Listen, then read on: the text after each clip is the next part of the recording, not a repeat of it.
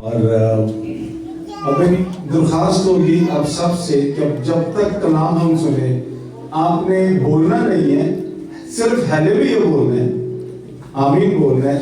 ताली बजाने को दिल करे ताली बजाए, ठीक है। इधर उधर देखना नहीं है, ठीक है। सिर्फ कलाम की तरफ ध्यान दें जितना वक्त है।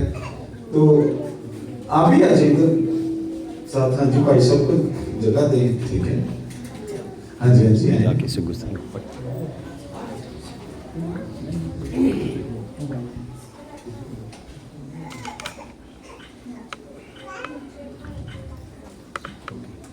हाँ जी, ठीक है। एक दफा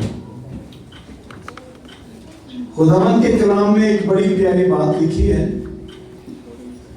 जैसा तुम चाहते हो लोग तुम्हारे साथ करेंगे वो तुम उनके साथ करो।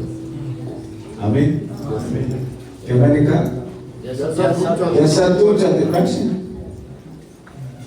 कोई बात नहीं, बैठ से, ये कहीं पे भी ठीक है। चलना फिरना नहीं है। अच्छा, ओके। वो बल्ब डिस्टर्ब कर रहा था, इसलिए मैंने जो है ना वो रंग बिरंगी इसको थोड़ा सा मेन वाली। हाँ जी, कम कर ली मेरी। क्या मैंने कहा? जैसा तुम चाहते हो लोग तुम्हारे साथ करें वो तुम उनके साथ करें। तो फैसला आप पर है, आपने क्या करना है। अगर चाहते हैं, क्या मैंने कहा? जैसा तुम चाहते हो लोग तुम्हारे साथ करें वो तुम उनके साथ करें। आप चाहते हैं कोई आपकी इज्जत करे तो आप इज्जत करें।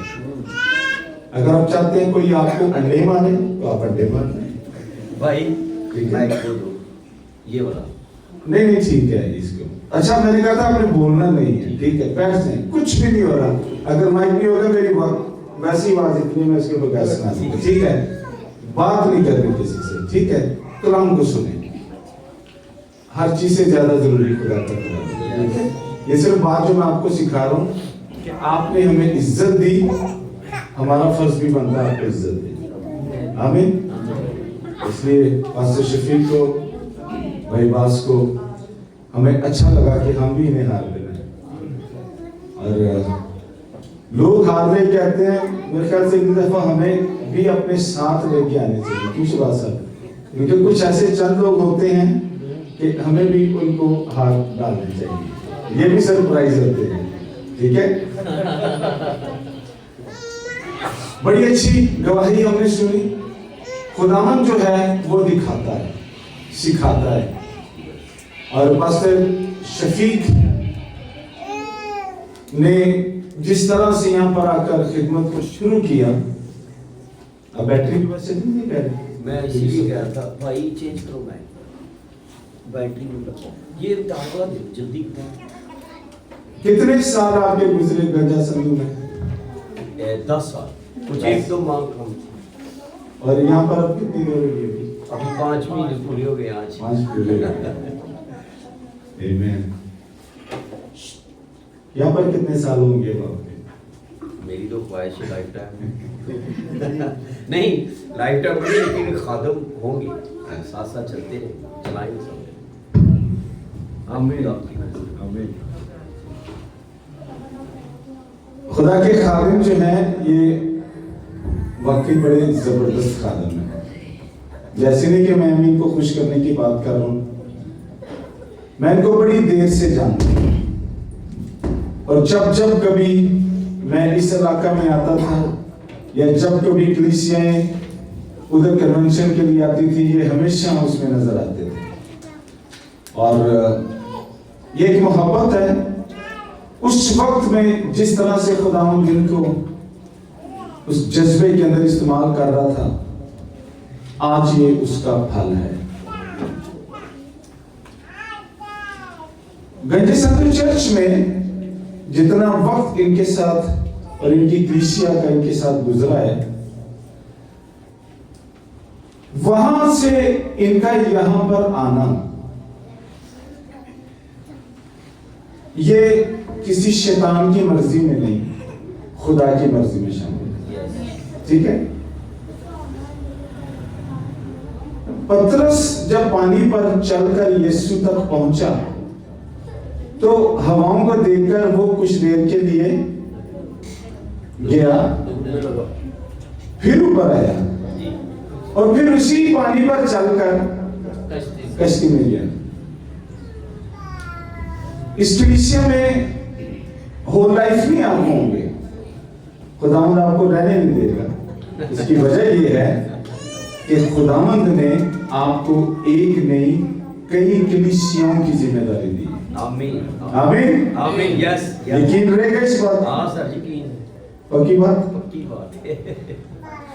आपका ताल्लुक इस कलीसिया से रहेगा, लेकिन आप इसके साथ साथ और बहुत सी कलीसियाओं को कायम करें। आमीन आमीन आमीन। और वो जो दुख आपको अभी तक सताता है ना, 10 साल की कलीसिया के साथ वो मोहब्बत वो आपको सताती है, आप उसको मिस करते हैं, लेकिन मैं आपको बताऊं खुदावंद ने वो फिर आपको वापस देना। आमीन। आप पानी में चले हैं और थोड़ी देर का दुख आया है, अब आप फिर पानी पर चल के कश्ती में जाएं। जिस कश्ती से निकले उस कश्ती में फिर जाएं। आमीन। वो जिस कश्ती से निकला था ना,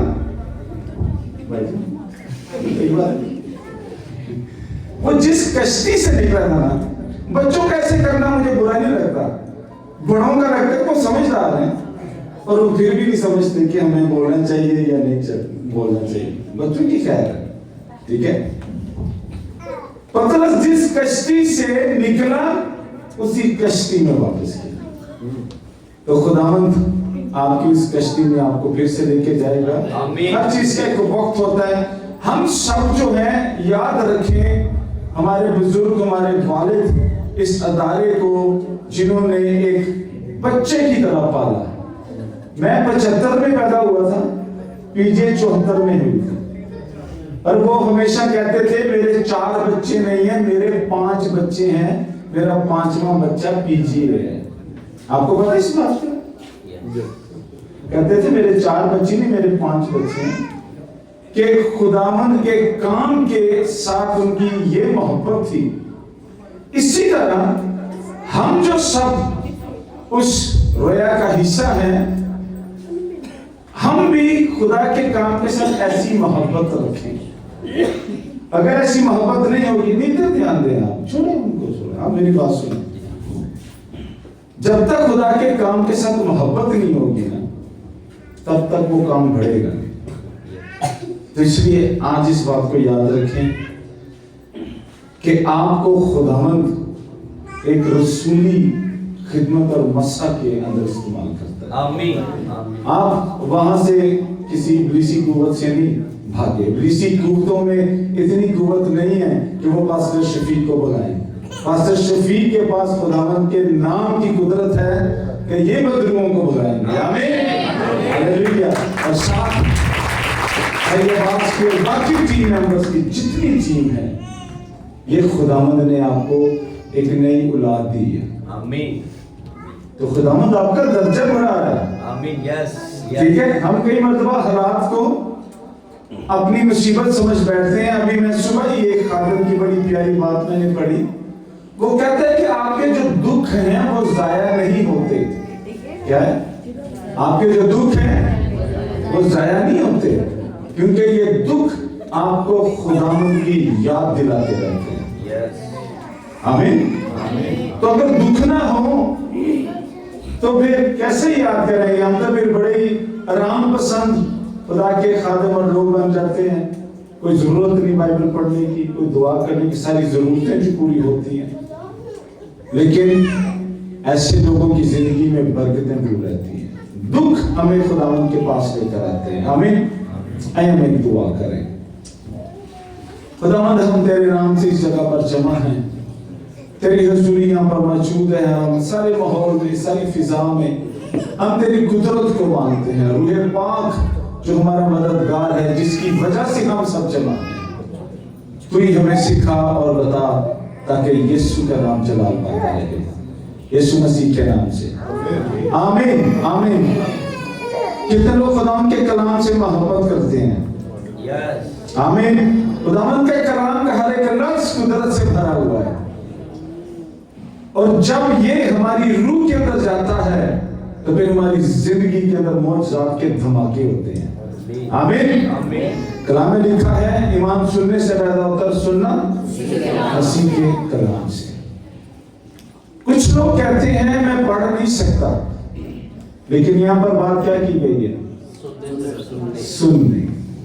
तो सुनना जो है वो बड़ा जरूरी है। सुनने से हमारे अंदर जो तौफीक पैदा होती है वो हमें मसीह तक लेकर आती है। आज इस थोड़े वक्त में हम सिर्फ चंद बातें सीखेंगे। ज़बूर 22 जो है हम उसको निकालें।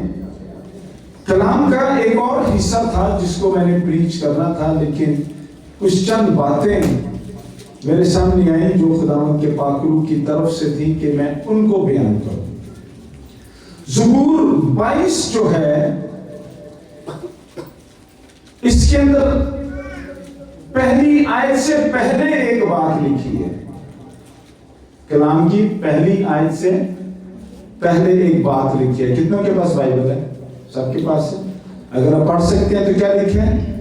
मीर मुगन्नी के लिए एलित हशर के सुर पर दाऊद का मजमूर।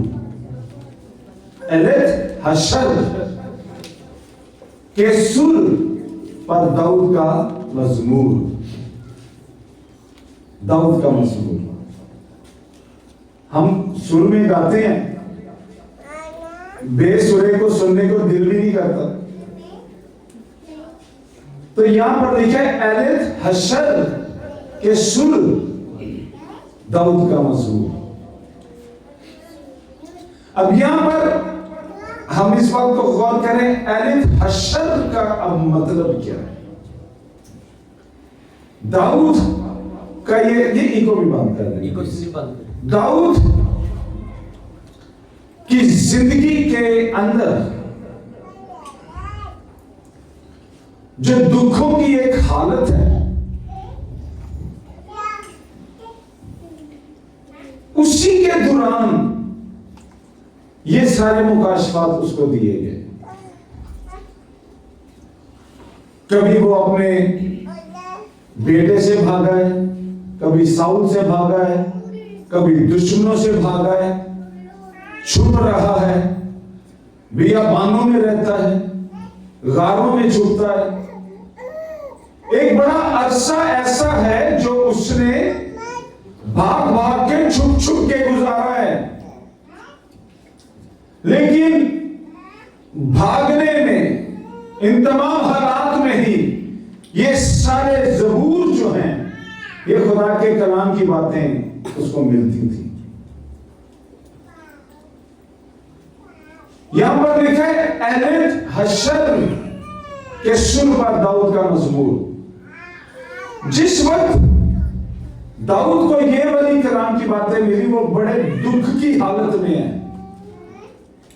और ये एक नबूती ज़बूर भी है जो मसीह खुदावंद की मसलूबियत को बयान करता है। नबूती भी जरूर है, लेकिन यहां पर वो अपनी एक हालत को बयान करता है। एलित हशर का मतलब है सुबह की हिरनी। क्या है? सुबह की हिरनी। सुबह की हिरनी। फिर इसका मतलब है सूरज की रोशनी की वो किरणें जो अंधेरे को लात मार कर आगे निकल जाती है। और इसका मतलब है, तीसरा मतलब है, हर रात के बाद, हर अंधेरे के बाद रोशनी जरूर आती है। तो ये बात दाऊद ने बड़े दुख की हालत में, जब उसको चारों तरफ तारीकी नजर आ रही है, उन तमाम तारीकियों के बावजूद वो इस बात पर ईमान रखता है कि मेरे लिए सुबह होने वाली है, रोशनी होने वाली है। हमें तारीकी ज्यादा नजर आती है,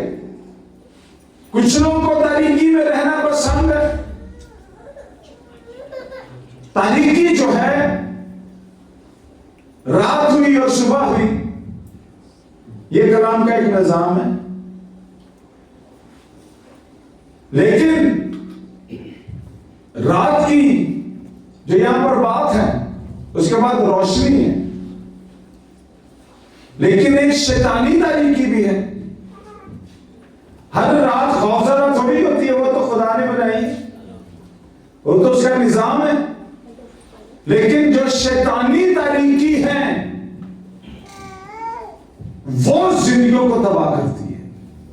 और आज बहुत सारे लोग जिंदगी की तारीकियों के अंदर हैं, खुदावंद से दूर हैं। अगर खुदावंद से दूर है तो वो शैतानी तारीकी के अंदर है, और ऐसी तारीकी उनकी जिंदगी में दुख लाती है, बीमारियां लाती है। और ऐसी हालत में अगर उनको जरूरत है किसी बात की, तो उनको ऐसी रोशनी की जरूरत है जो सारी तारीकी को काट कर आगे निकल जाएगी और उनकी जिंदगी में एक रोशनी पैदा होगी। जिंदगी में बड़े दुख हैं, परेशानियां हैं, तूफान हैं, लेकिन ये ना भूलें कि उन्हीं तूफानों के अंदर एक ऐसी हस्ती भी है जो तूफानों को थमा देती है। हर जिंदगी के अंदर एक उसके दुख की एक अपनी शक्ल है। हर किसी का दुख है। हम जमीन पर रहते हैं, हम आसमान पर नहीं रहते,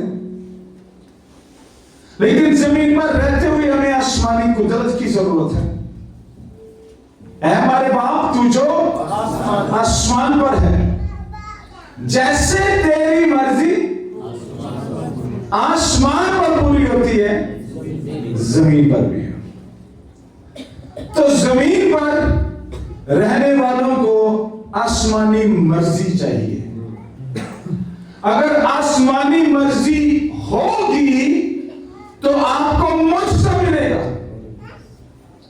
आसमानी मर्जी के बगैर नहीं होगा।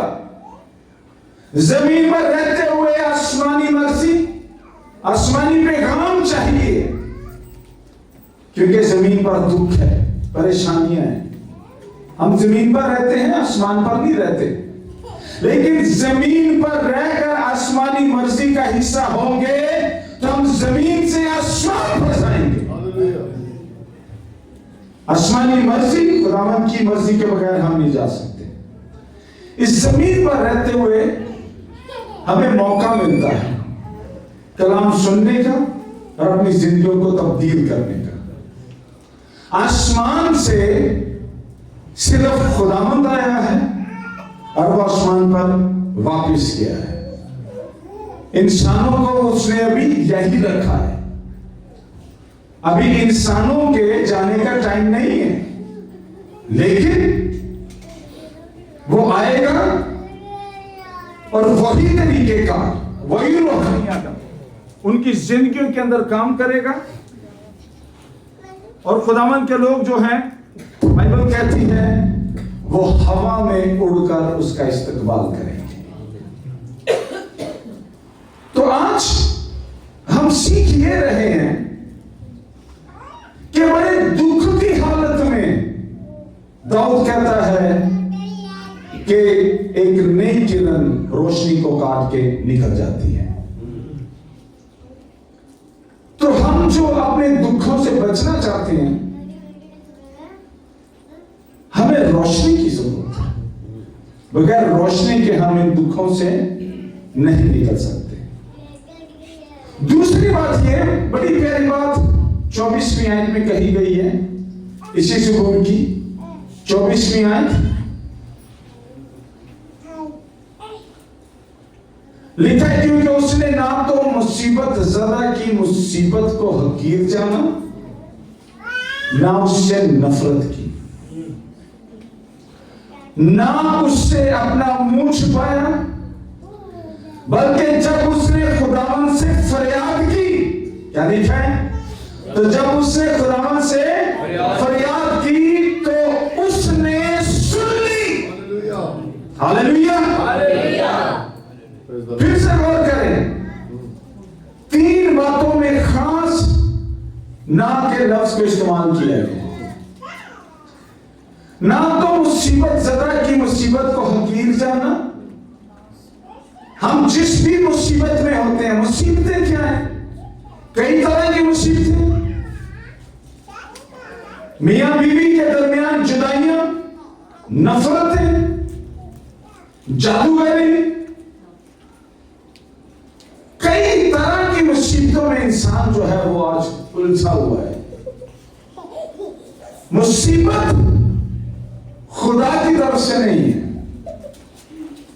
खुदा की तरफ से मुसीबत इब्लीस के लिए मुसीबत जरूर होगी, लेकिन इंसान के लिए मुसीबत इब्लीस की तरफ से होती है। लेकिन ऐसी मुसीबतें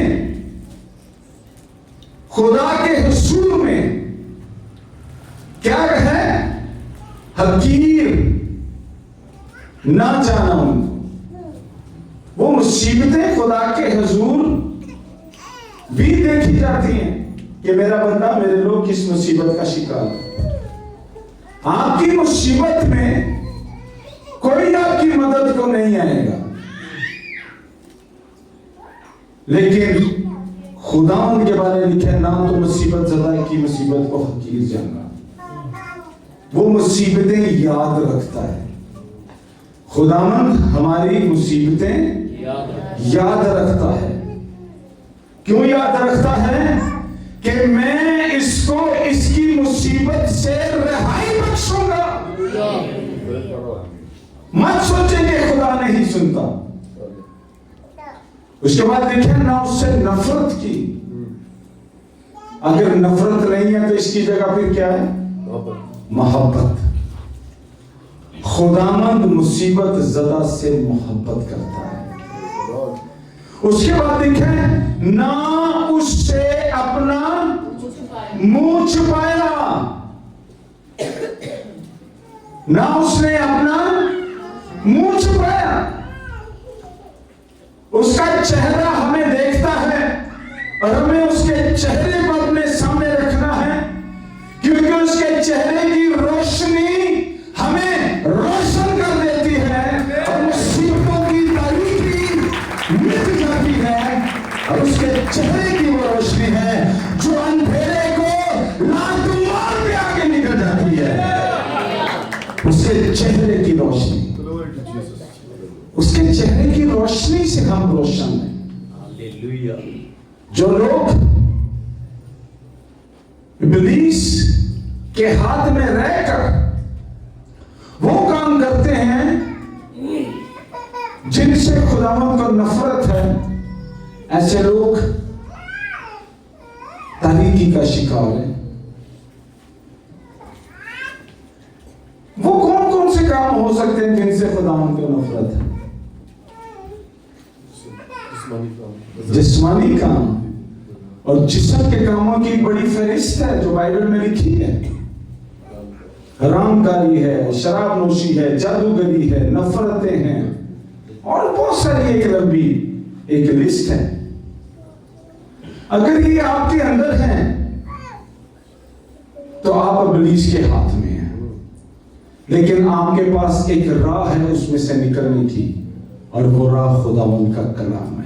आमीन। इसलिए इसको पढ़ने वाला, सुनने वाला, सुनाने वाला भी वो हमेशा आजाद रहता है। मुझे जितना ज्यादा मौका मिले कलाम सुनाने का मैं सुनाता हूँ।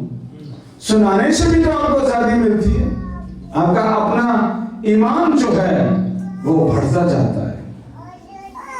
सुनना, सुनाना, तो यहां पर वो कहता है अपना, ना उससे अपना मुंह छुपाया। उसके चेहरे को देखते रहेंगे तो हमारा ईमान बढ़ता रहेगा, और जितना ईमान बढ़ेगा हमारी बरकतें बढ़ेगी। खुदावंद मुख्तलिफ औकात में अपने लोगों पर जाहिर होता रहा है। इब्राहिम के पास 3 लोग हैं। सदूम और उमरा में कितने गए? 2। तो फिर वो तीसरा काम पे क्यों आए? कितने थे? 3। और सारा को भी उसी वक्त खबर दे दी गई। कैसी भी हालत क्यों ना हो, औलाद पैदा करने की उनकी उम्र नहीं है, लेकिन जब खुदा की तरफ से कोई चलकर आपके पास आ जाएगा तो वो आपकी हालत को, जिस्मानी हालत को नहीं देखेगा, आपके ईमान को देखेगा। जिस्मानी तौर पर वो मुर्दा है, मुर्दा से मुराद उनके अंदर औलाद पैदा करने की तौफीक नहीं है, लेकिन जब आसमान से उसकी मर्जी जमीन पर आएगी तो वो हर तरह की नामुमकिन हालत को मुमकिन करेगा, आपकी तौफीक को बढ़ा देगा। आप कहते हैं मुझे तौफीक नहीं है, इसलिए कि आपकी कोई चीज उसको अभी पसंद नहीं आ रही। जब हमारा कुछ उसको पसंद आएगा तो उसकी मर्जी जारी होगी। इब्राहिम की जिंदगी के बहुत से ऐसे हिस्से हैं जो खुदा उनको पसंद आए, उसकी बरकतों में बहुत कुछ शामिल है। दो जो थे फिर वापस सदूम और उमरा गए हैं। ये तीसरा जो है वो नहीं मान गया। अभी जो पैगाम था उसमें चौथा था इलाज़ादा, जो आग की भट्टी में 3 थे, और चौथा कौन था? इलाज़ादा। और यहां पर अब 3 हैं, 2 सदूम और उमरा चले गए, एक उसके पास रह गया, और जो उसके पास रह गया उसी ने ये बोला था कि सारा को औलाद होगी। जो तीसरा था ये उसके बोलने से हुआ है कि सारा के औलाद होगी, और जो रब्बी हैं, कलाम मुकद्दस के जो उस्ताद हैं, और उन्होंने ये कहा है कि वो जो तीसरा था वो खुदा का बेटा था, जो इब्राहिम के पास आकर जो पैगाम लेकर गया है, उसके बाद इसहाक पैदा हुआ है। उसके बाद कौन पैदा हुआ है? इसहाक पैदा हुआ। इसहाक से कौन पैदा हुआ? याकूब। एक और नाम भी है एसाऊ, उसका भाई। अब यहां पर दोनों की एक बड़ी जंग है, जिस्मानियत की और रूहानियत की। बहुत सारे घरों में जंगें चलती हैं। कोई एक घर का बीमार हो जाए तो अक्सर कहते हैं सारे बीमार हो गए। ये नहीं सुनने को मिलता एक ईमानदार हुआ सारे ईमानदार हो गए। कितनी रुकावटें पुलिस पैदा करता है। बीमारियों में वो माहिर है, लेकिन अगर वाकई एक घर में कोई एक आग का शोला जलेगा तो मत भूलें, आपको बुझाने वाले तो बहुत होंगे, लेकिन इसको बुझने ना देना। इसी एक शोले से पूरा घर रूह की आग से जल जाएगा। आज क्यों नहीं चले? क्योंकि बहुत से लोगों ने अपने शोले बुझा लिए हैं, दीवे बन गए हैं, बुझे हुए, रोशनी नहीं है। कलाम में क्या लिखा है? जो रोशनी तुझ में है कहीं तारीकी तो नहीं। हमारी रोशनी जब तारीकी में बदलती है, वो कैसे बदलती है? हम जलते हैं, दुआएं करते हैं, रोजे रखते हैं, लेकिन एक वक्त आता है हम बुझ भी जाते हैं। हम क्यों बुझ जाते हैं? हम क्यों अपनी पुरानी जिंदगी में चले जाते हैं? एक वक्त में शराब छोड़ के फिर थोड़ी देर बाद फिर शुरू हो जाते हैं। बहुत सारे वो काम जो छोड़कर आते हैं फिर से वो आ जाते हैं। उसकी वजह यह है कि हम रफाकत नहीं रखते। जब हम रफाकत से दूर होंगे, कि क्या कलाम ये नहीं लिखा कि बुरी सोबतें बिगाड़ देती हैं, तो सोबतें वो भी तो एक रफाकत है ना, और वो बिगाड़ सकती है। अच्छी सोबत हमें बिगड़ने से बचा लेती है। पिछली कलाम में लिखा है जितने रोजाना निजात पाते थे, खुदावंद उनको उनमें मिला देता था। एक तरफ अबलीसी रफाकत है, एक तरफ खुदावंद की रफाकत है। अगर जिंदगी में आगे बढ़ना चाहते हैं, मामूर होना चाहते हैं, अपनी रफाकत को बदलें, अपनी दोस्ती को बदलें। मैं एक दफा अपने एक दोस्त के साथ चल रहा था, अभी बिल्कुल यंग था, वो सिगरेट पी रहा था, मैं वैसे ही साथ चल रहा था। मेरे फादर ने देख लिया, मेरे बाप ने देख लिया, मुझे इसको कुछ नहीं कहा। घर आके कहा कि तू भी सिगरेट पीता होगा। मैंने उस शख्स से दोस्ती छोड़ दी। छोड़ देना मेरे चीजों, इसके अंदर हमारी बरकतें छुपी नहीं है। अगर आज आप अपनी सोबत को बदल लेंगे, आपके बंद काम, बंद रास्ते खुल जाएंगे और खुदावंद करेगा। आप करके देखें। आपकी बार अगर आप एक अच्छा खुदा ने खादम आपको दिया है और आप खादम के साथ रफाकत में नहीं रहेंगे, ये आपकी बदकिस्मती है। खुदा का खादिम मौजूद है और मुझे पता पास्टर शफीक भागने वालों में से भी। तो मेरे चीजों, हमारे दरमियान जब कलाम आ जाता है तो हमारी जिंदगी में उम्मीद आ जाती है। जब कलाम आ जाता है तो उम्मीद आ जाती है, हमें एक नई राह मिल जाती है, हमें रोशनी मिल जाती है। मत सोचे दुनिया में क्या हो रहा है, सिर्फ ये सोचें कि जिसके इख्तियार में ये सारी दुनिया है, बाहर काल भी बड़ा होगा ना, खुदावन के लोग कभी भूखे नहीं रहेंगे।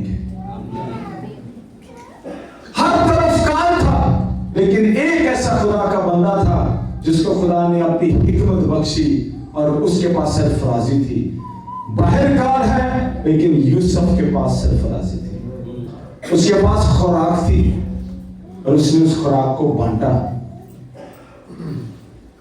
जो खुदावंद के साथ चलते हैं वो हमेशा बांटने वाले होते हैं। उनके घरों में, उनकी जिंदगी में काल नहीं होता। और जो खुदावंद में नहीं है वो खुद भी भूखा सोता है, खुद भी मारा मारा फिरता है और अपने साथ साथ अपने खानदान के लिए भी मुसीबत बनता है। एक आयत ऐसी है तो उसको हम पढ़ेंगे, उसके बाद मैं दुआ करूंगा आपके लिए।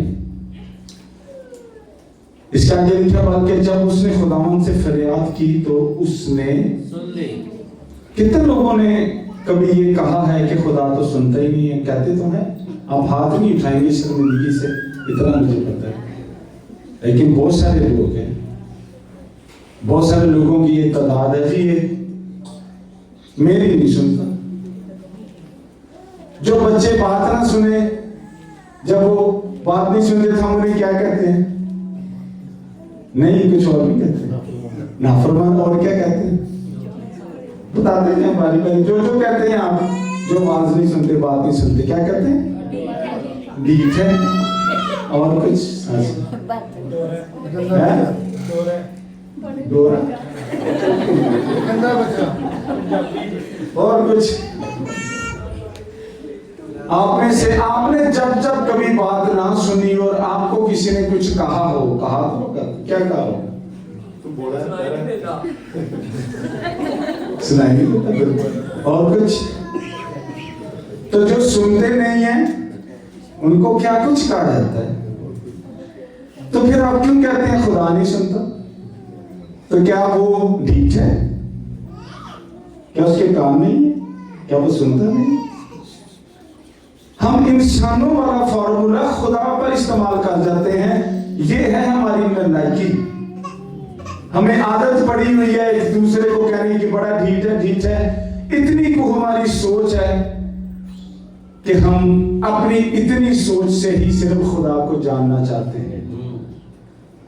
मूसा ने अपनी सोच को बड़ा किया, पहाड़ पे चला गया 40 दिन के लिए, इसलिए कि वहां पर जाकर जो उसने कुर्बानी दी है तो उसके चेहरे की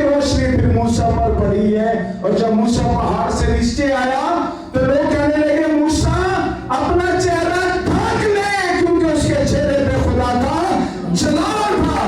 उसके हुजूर रहने वालों के चेहरों पे जलाल होता है। अगर चाहते हैं चेहरे पे, शख्सियत पे रोशनी आए, जलाल आए, तो खुदा के हुजूर रहने से मिलेगा, वरना तो हमें बड़े बड़े टाइटल मिल जाएंगे, लोगों में बड़ा बड़ा कुछ कहेंगे। तो मेरे शिशु खुदावन की हुजूरी में रहना सीखें। इंसानों को आप कह सकते हैं तू सुनता नहीं है, तो ये नहीं है, खुदा को नहीं कह सकते। अगर आप खुदा के बारे में आज इस बात को सुनिए, अगर कहते हैं खुदा नहीं सुनता, तो आज इस गुनाह से तौबा करें। ये गुनाह है, ये हमारी बेयकीनी है, ये हमारा शक है। क्या है ये? शक है। और शक करने वाला क्या है? समुद्र की लहर, समुद्र की लहर की मानित है। कोई उसकी एक हालत ही नहीं है, उछल कर कभी इधर, उछल कर कभी उधर। शक जो है वो बड़ी बुरी चीज है। कैसी चीज है? शक ने मियां बीवी की जुदाइयां करवा दी। दो दिला शख्स, और कहीं बार कुछ होता भी नहीं है। शक करने वाले अपना घर खुद खराब कर लेते। ऐसा है या नहीं है? यहां बहुत सारे लोग बैठे हैं जो शक करते हैं। कोई शोहर पे करता है, कोई बीवी पे करता है। ज्यादा शक इस्तेमाल ही नहीं होता, और आम बंदे में दोस्तों ने कहा का शक करने की ज्यादा रेशो है ही मियां बीवी में। आम बंदे से क्या वास्ता है किसी को, जो करता है जा करता है। वक्त तो बीवी ने शोहर को डाला होता है और शोहर ने बीवी को डाला होता है। जिंदगियां अज़ाब नहीं होती, नींदें एक दूसरे की उन्होंने बस उड़ाई होती है। उड़ाई होती है ना, गुड्डी जैसे आने वाली आपकी पसंद बनाई होती है एक दूसरे की। यहां बैठे हुए बड़े लोग जो इस हालत से गुजर रहे हैं, बिला वजह शक करते हैं। ऐसी हालत से क्या मुराद है कि आपस में मोहब्बत नहीं है, आपस में यूनिटी नहीं है, इत्तेहाद नहीं है। याद रखिए मेरे चीजों, जहां पर यूनिटी होगी वहां पर खुदा का पाकरू जुम्बिश करेगा। चाहे वो खादमों की यूनिटी है या मियां बीवी के रिश्ते की यूनिटी है, वहां पर खुदावन का पाकरू जुम्बिश करेगा।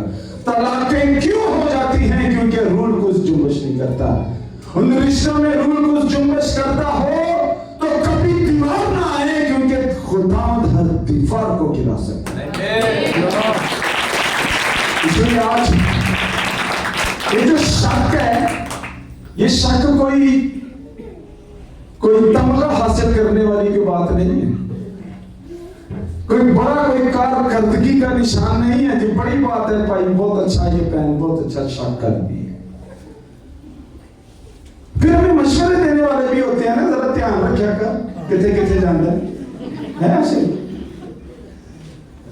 ये किधर जाती है, ज्यादा घर क्यों जाती है, माँ बाप के घर क्यों जाती है, ऐसे बिना वजह एक दूसरे के फोन चेक करते रहना। ऐसा है कुछ फेसबुक पर देख लिया, बीवी पे गुस्सा डाल दिया, शोहर पे डाल दिया, लोग उसने देखे वो अपनी बीवी को क्या कुछ दिया। फेसबुक देख के कह रहे हैं आपने मुझे ये नहीं दिया।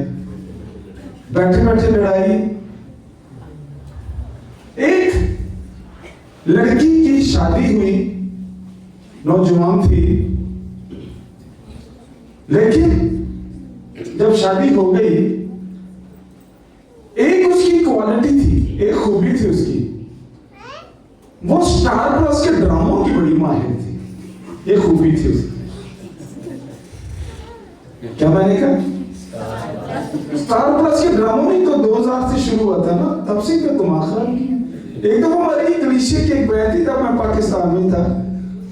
मैंने कहा बहन वो मीटिंग के लिए मैं आना चाहता हूँ। चकी बड़ी बहन दिमाग खराब हो गया है, मैं पति से पूछ के बताऊंगी। हम जिस माहौल में होते हैं वहां पर असर करता है।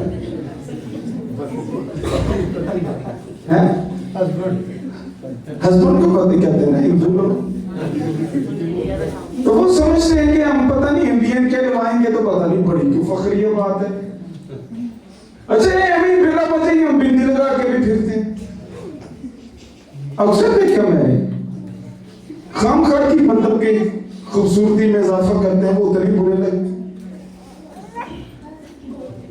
यहूदियों की एक कहावत है जिसमें ऊंट ने सींगों की ख्वाहिश की, अपने कान भी खो बैठा। ऊंट ने क्या की? सींगों की ख्वाहिश की, अपने कान भी खो बैठा। कोई ये बात नहीं कि मैं पहनने की बात करी। आपने देखा नहीं नौजवानों में भी एक फैशन आया था, पता नहीं अभी भी है, यहाँ तक पैंट होती थी लटकी हुई, देखा ना? और अब उस पैंट को कंट्रोल करने के लिए बेल्ट नहीं लगाते, टांगे खोल के चलते हैं ताकि पैंट ग्रिप रहे। ऐसे मैंने देखा, कईयों को देखा कि वो बेल्ट नहीं लगाएंगे, यहाँ तक है। ये फैशन आया था कालों का।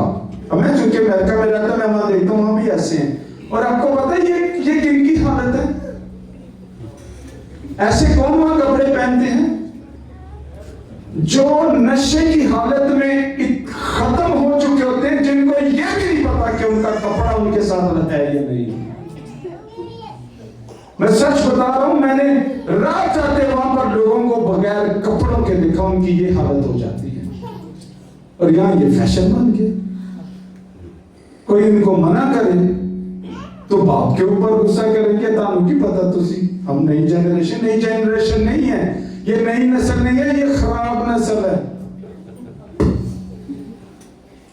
ऐसी नस्ल के लिए वालिदैन को कलाम कहता, छड़ी भी उठानी पड़े तो उठा, वहीं पे मार, जब पेंट नहीं है फिर पेंट ऊपर हो जाएगी। ठीक कह रहे कि नहीं कह रहे?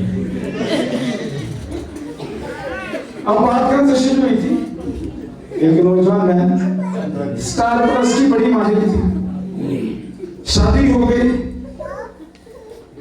इन खूबियों के साथ साथ और भी उसमें कुछ खूबियां थी। खाना भी अच्छा बना लेती है, ख्याल रखती है।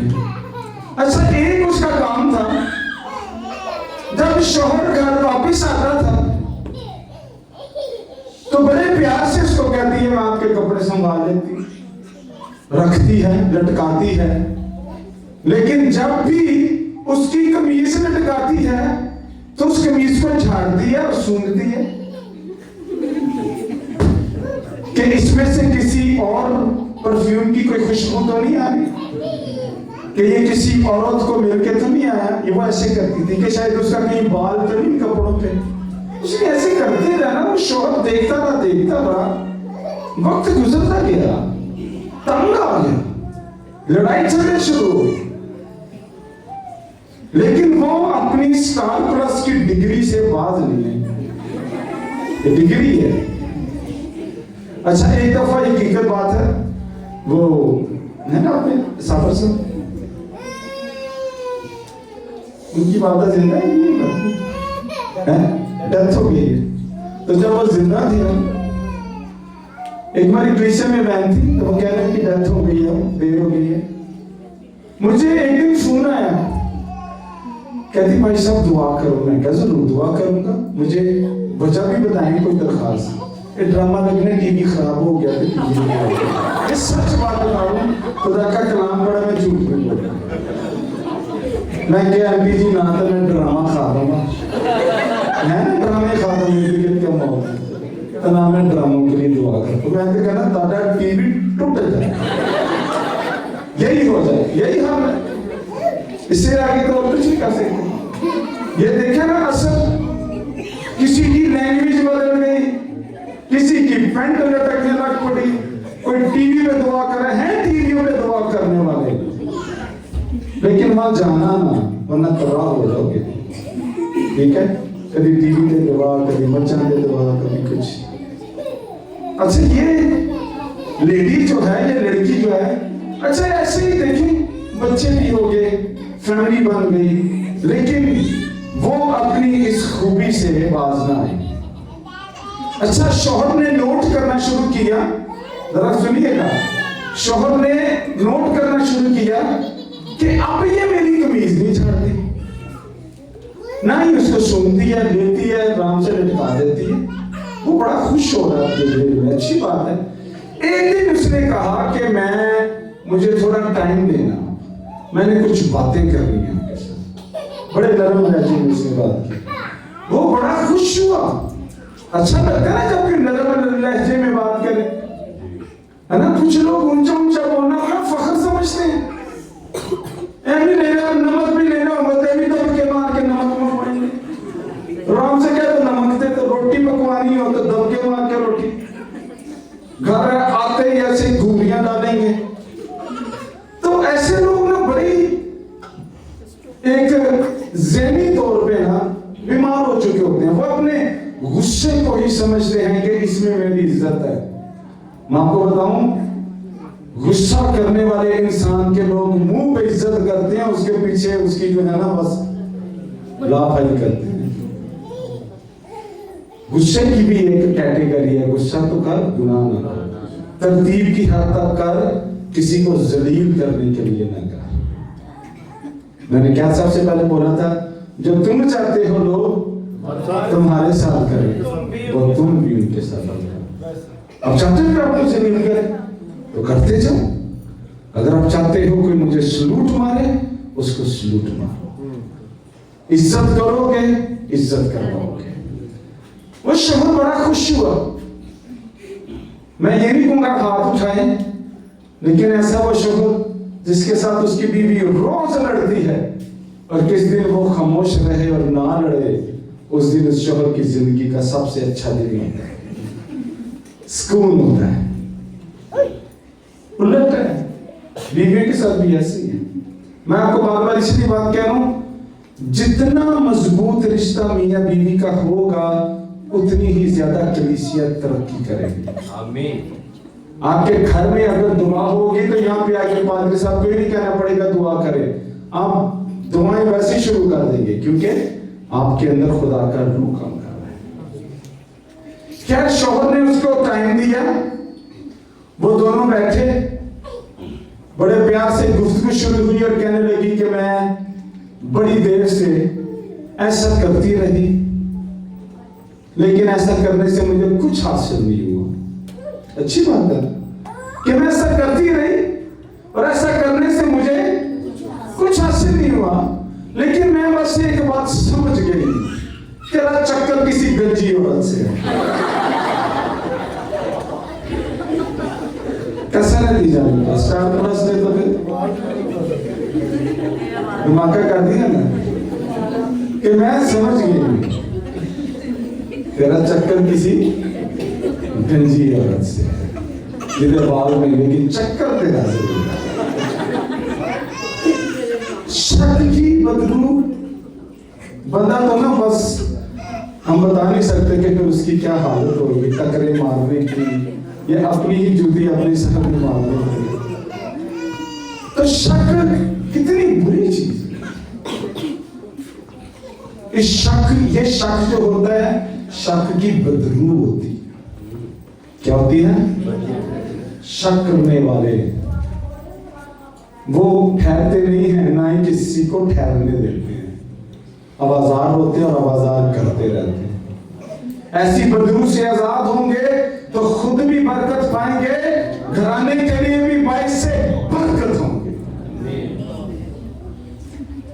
मैंने ऐसे भी जोड़े देखे हैं।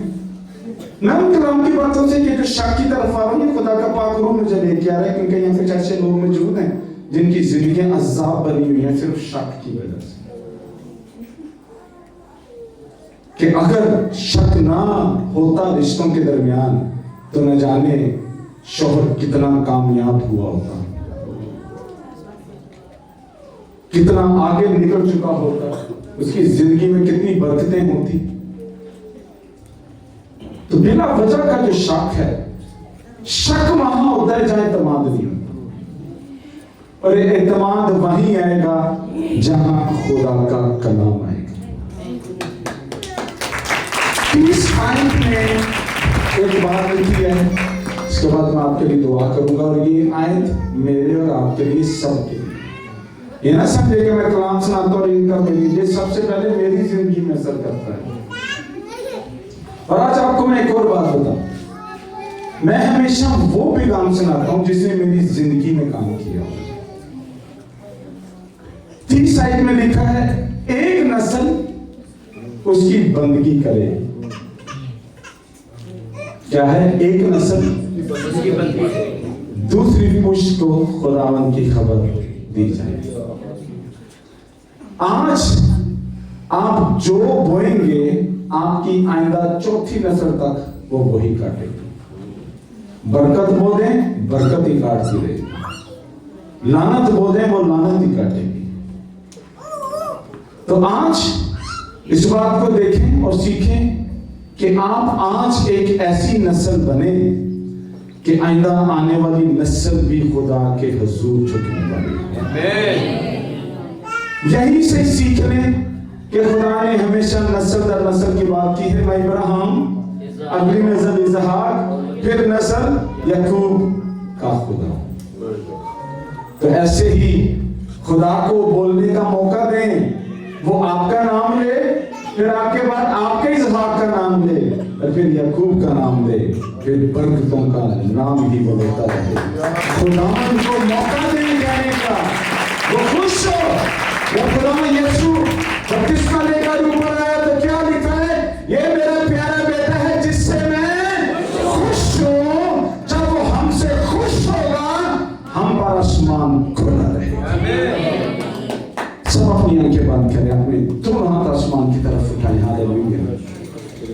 खुदावंद, आज मैं खास तेरी हुजूरी में तेरे नाम के वसीला दुआ करता हूं, जितनी जिंदगियों में शक की बदबू काम कर रही है, यीशु मसीह के नाम से उसका जोर टूट है। हम तरह की नस्ली लानत को यीशु के नाम से हम उस पर गलबा पाते हैं। हर तरह से जिंदगियों में जो नस्ल पर नस्ल जादूगरी है, उसका जोर टूटने पर देखे खून से। खुदावंद, वो लानत के बच्चे पैदा होने से पहले ही मर जाते हैं, हम इस लानत को यीशु के नाम से हम सब खत्म मिलकर हुक्म देते हैं, छोड़ नहीं बदलो। आए खुदावंद, बेरोजगारी की लानत यीशु मसीह के नाम से इन जिंदगियों से दूर हो। आए खुदावंद, एक नस्ल दूसरी नस्ल को खुदावंद की खबर देने वाली होगी। आज खुदावंद की खबर को अपनी रूह में उतार ले और इस खबर को सुनाना शुरू कर दे कि यीशु की खबर खाली है। आपकी तारीकी में एक रोशनी है, और उस रोशनी का नाम यीशु मसीह है। ईमान रखें, यह रोशनी आपकी तारीकियों को लात मार के आपको आगे ले जाएगी। आप आगे निकल जाएंगे, तारीकियां पीछे रह जाएंगी, मिट जाएंगी। इसलिए कि खुदावंद हमारे साथ है। खुदावंद इसके विषय को बड़ी बरकत है। खुदावंद अपने बंदा बच्चों का पास स्पीक अप सामने है। हालेलुया। भाई पास आप भी खड़े हो, पसंद मामले पर हाथ। हालेलुया। Worship Jesus. खुदावंद तेरे इस बंदा के ऊपर आए खुदावंद, हम तेरी उस रसूली खिदमत का वो मसा तुझसे मांगते हैं जो तूने अपने लोगों को दिया, जो है खुदावंद जगह जगह जाकर कलीसियाएं कायम करते थे। तेरा ये खादम भी उसी रोया का हिस्सा है जो यीशु की रोया है कि इंजील सुनाओ और कलीसियाओं को कायम करो। खुदा बाप बेटे रूह उसके नाम से बपतिस्मा दो। आए खुदावंद, तेरे बंदा का जो खोया है वो दुगना वापस आएगा, दुगना वापस आएगा। हम ईमान रखते हैं वो आएगा नहीं बल्कि आ रहा है, आ चुका है। इब्लीस को हम शर्मिंदा करते हैं, उस पर गलबा मांगते हैं। और हालेलुया। खुदावंद है ये बात के ऊपर जो टीम के साथ खिदमत का हिस्सा है, आसमान खोल दे और इसी तरह खोल के अपनी कलीसिया के लिए बड़े जोर से इस्तेमाल कर खुदावन। ऐ खुदावन की जितनी भी टीम है, प्रस्तुत करने वाले लोग, इंतजाम के लोग, हर किसी में ऐ खुदावन वही रूह काम करे जो रूह तू अपने बंदा को बख्श चुका है। कोई कड़वी जड़ सामने ना आए खुदावन। ऐ खुदावन इस कलीसिया में से तूने बड़े खादम और खादमों को पैदा करना है। आमीन। ऐ खुदावन तेरा शुक्र अदा करते हैं उस मुसीबत के लिए जो तेरे बंदा ने अपनी जिंदगी के अंदर देखी, लेकिन ऐ खुदावन वो मुसीबत जाया नहीं हुई। आज ये फल उस मुसीबत का नतीजा है। और ऐ खुदावन तू इनको गंजे संधू की कलीसिया भी वापस लगा चुका है। हम ईमान रखते हैं ऐ खुदावन इसलिए कि ये उनका रूहानी बाप है, इसने मेहनत की है और जिन तरीके के लोगों ने उसको छीना है, ऐ खुदावन तू इसका फैसला करेगा। हम यही तुझसे इल्तमास करते हैं, फैसला करेगा खुदावन। तेरी तमाम जिंदगियों पर तेरी बरकत हो। और मैं ईमान रखता हूँ जो हमने आज तेरा नाम लेकर दुआ की है वो सुनी गई है। क्या हमने पढ़ा है तो सुन लेता है। तू हकीर नहीं जानता, तू नफरत नहीं करता, अपना चेहरा भी नहीं छुपाता, तो अपना छुपे चेहरा हमेशा सामने रखता है और तेरे चेहरा को देखते हुए इब्लीस हमारे पास भी नहीं आ पाता, इसलिए कि उसे सिर्फ हम नहीं तेरा चेहरा नजर आता है और तेरे चेहरे की रोशनी इब्लीस को भगाती है, वो भागता है, वो डरता है। हम आज की सारी इबादत से तेरे नाम को चला देते हैं, यीशु मसीह के नाम से। सबके आमीन। जोरदार तालियां खुदावंद के जलाल के लिए। हालेलुया। खुदावंद सबको बड़ी बरकत दे। आमीन।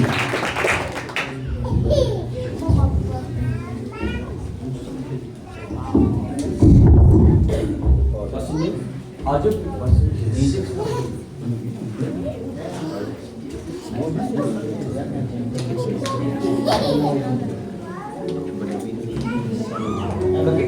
मिनट में जितनी देर में पास्टर नील हारमोनियम पर, भाई वो भी तबले पर आते हैं, छोटी सी टेस्टमनी के सुनते शॉर्ट।